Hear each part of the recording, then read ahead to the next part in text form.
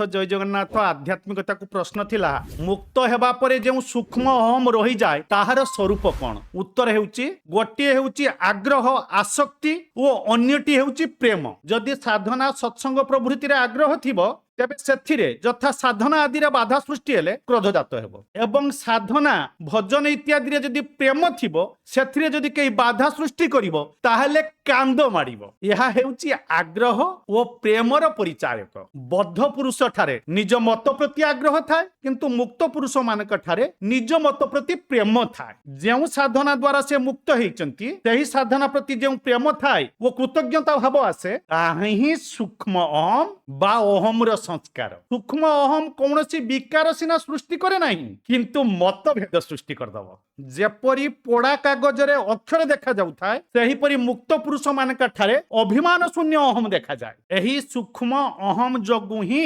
मुक्त पुरुष मानक ठारे द्वैत अद्वैत द्वैताद्वैत अनेक प्रकार मतभेद सृष्टि होईछि तेणु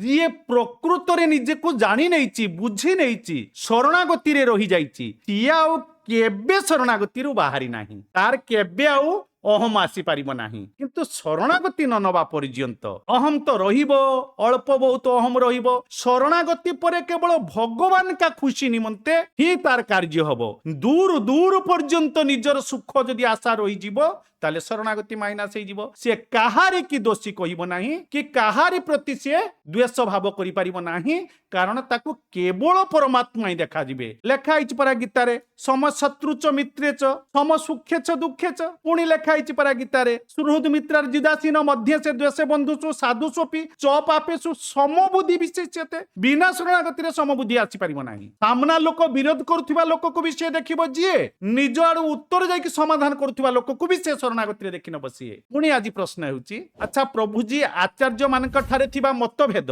कोन से मानक मुक्ति रे प्रतिबंधक हुए जय जगन्नाथ।